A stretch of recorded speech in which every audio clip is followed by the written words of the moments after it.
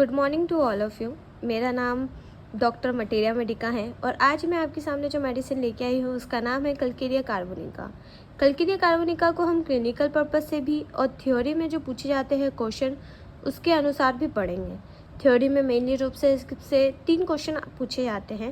पहला इसकी पूछी जाती है कॉन्स्टिट्यूशन, देन इसकी अब बेबी के बारे में पूछा जाता है और इसकी फ़ीमेल के बारे में पूछा जाता है और कभी कभार माइंड के बारे में भी पूछा जाता है।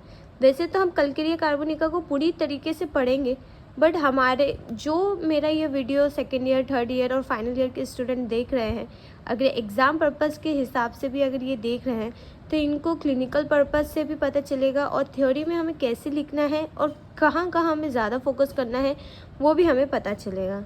जो मटेरिया मेडिका का जो सब्जेक्ट है वो अगर आप उसको ऐसे रट्टा मारने के हिसाब से आप पढ़ेंगे तो आपको लगेगा कि सारी मेडिसिन एक जैसी ही तो है, बट आप उसको एज अ पर्सनैलिटी के हिसाब से पढ़ेंगे तो आपको पता चलेगा कि हर मेडिसिन अलग है और हर मेडिसिन अपने बारे में बोल रही है। वो खुद ही बता रही है कि मैं ऐसी हूँ और मैं वैसी हूँ। तो आप मेरे साथ बने रहिए और वीडियो को एंड तक देखिएगा और आपको पता चलेगा कि किस तरीके से कलकेरिया कार्बोनिका की पर्सनैलिटी है और साथ ही साथ हम इसको थ्योरी पर्पस से भी पढ़ेंगे। तो आओ चलो हम स्टार्ट करते हैं। तो कलकेरिया कार्बोनिका को कहा जाता है कलकेरिया ऑस्ट्रियम भी कहा जाता है। इसका कॉमन नेम जो है वो मिडिल लेयर ऑफ ऑस्ट्रियल शेल है। अब मिडिल लेयर ऑफ ऑस्ट्रियल शेल क्यों कहा जाता है? तो ये जो कलकेरिया की जो मेडिसिन बनती है वो सी से मतलब जो समुद्र में जो शेल होती है ना, उसके अंदर जो वाइट कलर का मोती होता है जिससे हम पल का ब्रेसलेट भी बनाते हैं या नेकलेस भी बनाते हैं, उससे ये मेडिसिन बनती है। और इसके प्रूवर जो है वो हमारे डॉक्टर हैनीमैन सर हैं।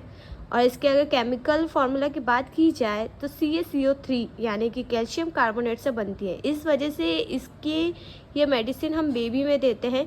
अगर बेबी में जो बोन के मतलब जो बच्चे होते हैं वो डिले चलना चालू करते हैं या बहुत जल्दी उनको उनकी जो बॉडी मतलब जो उनकी बोन के अंदर जो स्ट्रेंथ होनी चाहिए, जो स्ट्रॉन्ग होनी चाहिए, वो नहीं होती है, सॉफ्टनेस देखने को मिलती है, वो खड़े नहीं हो पाते, स्टैंड नहीं हो पाते हैं, तो उसके लिए ये बहुत अच्छी रेमेडी की जाती हैं।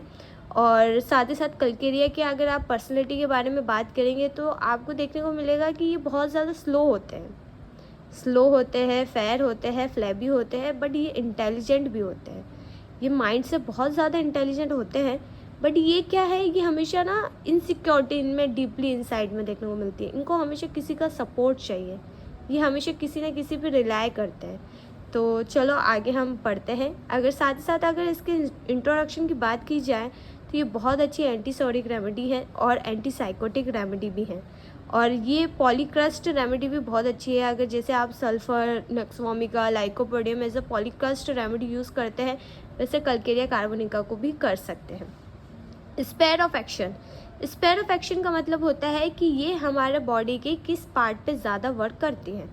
तो मेन रूप से ये वर्क करती है बोन। जैसे कि मैंने बताया है कि अगर बोन के अंदर कैल्शियम फास्फोरस की कमी है तो बोन में स्ट्रेंथ नहीं देखने को मिल रही है या एब्सिस देखने को मिल रहा है या बच्चा जो है वो डिले चल पा रहा है, जल्दी चल नहीं पा रहा है, या बेबी अभी तक खड़ा मतलब स्टैंडिंग नहीं हो पा रहा है या हेड को सपोर्ट नहीं दे पा रहा है, एक साइड उसका हेड झुक रहा है, तो उसके लिए आप बहुत अच्छी रेमेडी है ये।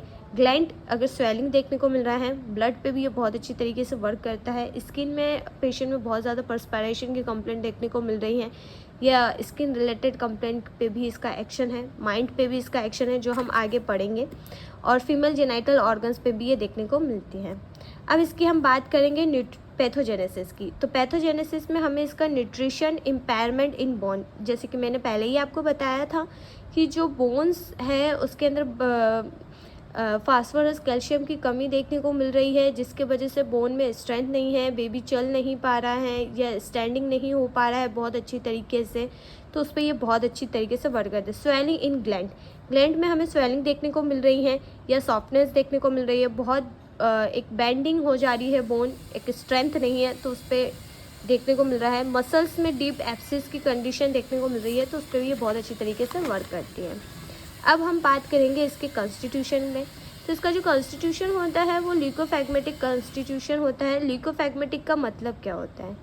ल्यूकोफैग्मेटिक का मतलब ये होता है कि स्लो, जो इसकी जितने भी प्रोसेसिंग होगी, पेशेंट का जो कॉन्स्टिट्यूशन होगा वो बहुत ही ज़्यादा स्लो होगा। और साथ ही साथ इसमें लीवर से रिलेटेड कंप्लेंट देखने को मिलेगी पेशेंट को। बहुत अच्छी रेमेडी है ये। फिर उसके बाद में मेकअप ऑफ द बॉडी की बात करेंगे कि कैसा पेशेंट दिखता है, तो फेयर, फ्लैबी, फैटी देखा है। ये आप अगर लुक वाइज देखेंगे ना तो आपने भी जनरल वे में भी देखा होगा कि इसमें जो होते हैं ना वो फेयर होते हैं, फ्लैबी होते हैं, ढीली पर्सनैलिटी आपको देखने को मिले, स्लो होंगे और बैठे रहेंगे, हमेशा किसी का सपोर्ट चाहिए होगा उनको, किसी भी डिसीजन नहीं ले पाएंगे। अगर डिसीजन लेंगे उनको पता है बट नहीं मुझे चलना यार, तू मेरे साथ चल, वो कर, काम खुद से कर सकते हैं, बहुत अच्छी तरीके से कर सकते हैं, बट हमेशा किसी ना किसी का उनको मतलब एक सपोर्ट चाहिए, या फिर वो ये चाहते हैं कि मैं ना करूँ वो करते हैं। समझ रहे हो? जैसे कि आप इसको फॉर एग्जांपल मैं कैसे बताऊँ कि मान लीजिए आप रिलेशनशिप में, जो आजकल सब रहते ही हैं, कपल्स में हैं, तो वो हमेशा वो रिलेशनशिप पे ही पूरी तरीके से, जो उसका पार्टनर होगा उस पर ही पूरी तरीके से रिलाई करेंगे, वो जो बोलेगा वही करेंगे, उसके हिसाब से ही चलेंगे। बचपन से अगर आप देखेंगे तो उसमें बेबी जो बचपन से हमेशा पैम्परिंग वाला चाइल्ड, खाने पीने में हर चीज़ मम्मी पापा इसको कर रहे हैं, ये ला के दे रहे हैं, वो ला के, बड़ा हुआ तो पार्टनर पर रिलाई कर रहे हैं आगे, तो चीज़ों को अकेले तरीके से फेस नहीं कर पाएंगे। फिर इसमें जो होगी, इसमें एक वर्ड लिखा है कॉर्पुलेंट। कॉर्पुलेंट यानी कि जो सॉसर लाइक होता है ना, सॉसर, तो ये अपोजिट सॉसर लाइक इनका पेट देखने को मिलेगा, जो इनका स्टमक होगा।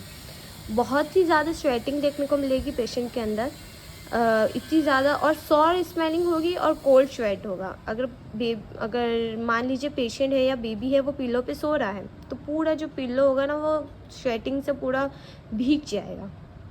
टेंडेंसी टू ओबेसिटी देखने को मिलेगी। अगर बेबी का अगर देखेंगे तो लार्ज ओपन हेड फंडल्स, जैसे ही मैंने बताया था कि ये बोन्स पे बहुत अच्छी तरीके से वर्क करती है, तो इसमें जो स्यूचर्स जो होंगे, हेड के जो स्यूचर्स होंगे वो ओपन देखने को मिलेंगे। फंडलिस लार्ज, एक तो उनका जो हेड होगा वो बड़ा होगा, तो वो स्टैंडिंग नहीं कर पाएंगे। वो सेकंड चीज़ क्या होगा, जो फंटलिस जो होती है, जो फ्यूचर्स जो होते हैं ब्रेन्स के अंदर, जो एक टाइम के बाद 6 मंथ के बाद या एक टाइम के बाद जो अपने आप ही उसमें डिफ्यूज़ हो जाते हैं, अपने आप ही मिक्स हो जाते हैं, वो इनमें नहीं हो पाएंगे, ये ओपन रहेंगे, तो उसके लिए बहुत अच्छी तरीके से वर्क करती है। अगर गर्ल्स की बात करेंगे तो फ्लैशी होगी, अच्छी हेल्दी, लिथोरिक, हट्टी खट्टी, मतलब बहुत रैपिडली रूप से ग्रो करेगी। और इस पे बहुत, मैंने आपको जैसे बताया था कि स्वेटिंग बहुत इजीली रूप से देखने को मिलता है, सॉर स्मेलिंग होती है स्वेटिंग की, और कोल्ड स्वेट देखने को मिलता है, जो आपको बैक साइड में, हेड और नेक में देखने को मिलेगा। Relation with heat and cold की बात की जाए तो चिल्ली पेशेंट है, और इसमें जो पेशेंट होता है ना वो कोल्ड से इतना ज़्यादा सेंसिटिव होता है कि ईजिली कोल्ड टेकन होता है, इनको बहुत जल्दी कोल्ड चिल्लीनेस देखने को मिलती है। तो हमेशा ये मैग्नेटिज्म भी एक वर्ड होगा कि ऑलवेज मैग्नेटिज्म, ये अगर हम आगे फिजिकल जनरल में पढ़ेंगे सिम्टम्स हैं, हमेशा मैग्नेटिज्म मतलब हमेशा अपने आप को कवर करके और रब करते रहेंगे जिससे उनको वार्मनेस हो। मियाज़ वो एंटीसोरिक एंड एंटीसाइकोटिक, ये बहुत अच्छी एंटीसोरिक रेमेडी है, और एंटीसाइकोटिक इसलिए है कि इनके अंदर स्लोनेस देखने को मिलती है, हर चीज़ अपने अंदर रखते हैं ये। तो इसके अंदर आपको ग्लैंड में भी स्वेलिंग देखने को मिलेगी, आप देख सकते हैं। बहुत इनको स्किन कंप्लेंट्स भी आपको देखने को मिल सकते हैं। डायथिसिस स्क्लेरोफिलस, यानी कि ग्लैंड में स्वेलिंग होगी तो उसको हम स्क्लेरोफिलस डायथिसिस कहते हैं। रैचिक यानी कि जो बोन जो होती है वो एक स्लो फॉर्मेशन होता है या डिजाइन, तो उसको रैचिक। ट्यूबरकुलर डायथिसिस के लिए भी ये बहुत अच्छी है। ऐसा ज़रूरी नहीं है कि कल्केरिया कार्ब का जो पेशेंट होगा वो फ्लैबी फैटी ही हो, कुछ कल्केरिया कार्ब के जो पेशेंट होते हैं वो लॉन्ग सिलेंडर भी आपको देखने को मिलते हैं, और उनमें ट्यूबरकुलर प्रोसेस भी देखने को मिलती है। अब इसका आगे हम नेक्स्ट